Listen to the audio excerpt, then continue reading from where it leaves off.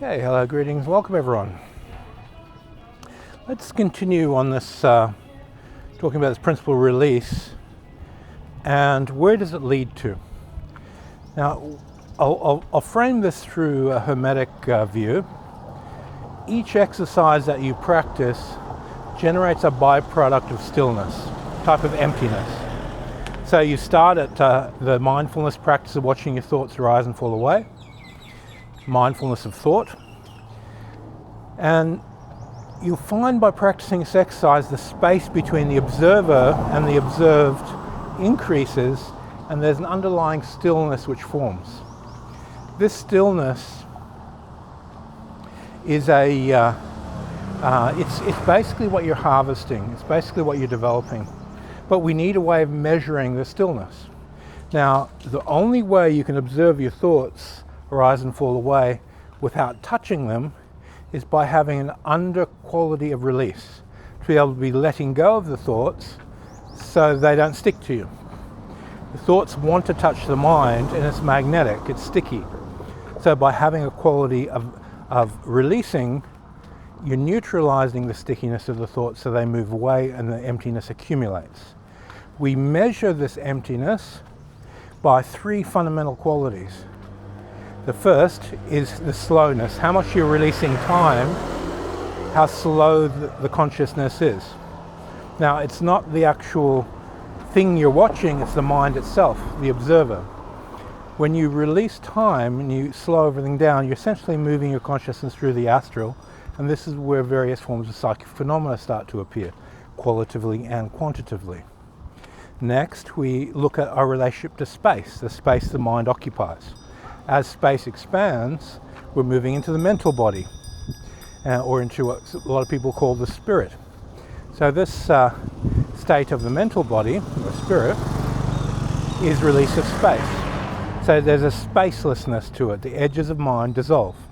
So your initial measurement is time, release of time, timelessness, then release of space, spacelessness, and your third quality is the infinity that arises underneath that.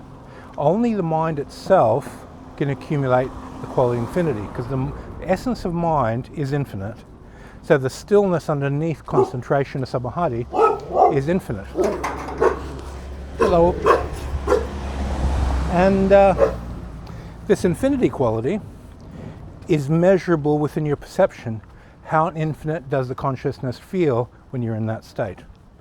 And it is perceivable. The mind itself knows itself and how relative it is to its highest versus its lowest. So as you get to this point, there has to be a high degree of release of time, there has to be a high degree of release of space, and there has to be an honoring of that infinity of the fabric of the universe, or the universal consciousness. And every exercise and initiation process is developing these three qualities. So as you move through the exercises, you start harvesting the stillness. Everything from that silence, the timelessness quality of it, the spacelessness quality of it, and the infinity quality of it. This is the essence of release. If you grasp this concept, you're able to release within yourself and you're able to release for others. Remembering that the Buddha had this release quality so strong, people would attain nibbana around him. Also remembering the last people to attain were academics. Why? Because they have the most amount of stuckness in being an academic. So if you read through the sutras, the people who were actually memorizing what the Buddha said were the last to attain, because they're paying attention to the stickiness of remembering, the stickiness of memorizing, organizing data. We need these people, but again, they are the most ignorant. The people who train pure release are the most wise, because that's what opens the door to nibbana. As you accumulate release in your consciousness around you when you're teaching, people naturally start to release. So you'll automatically know a good teacher versus a mediocre teacher is how the stillness in their presence, in their class, affects you. If your mind relaxes, releases, and you feel still and quiet and calm, that's a good teacher.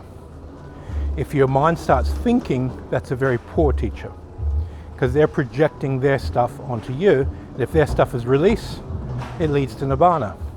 If it's an analytical thought, it moves away from Nibbana. Okay, we'll leave it there. And thanks for your time, everyone, and see you on the next video.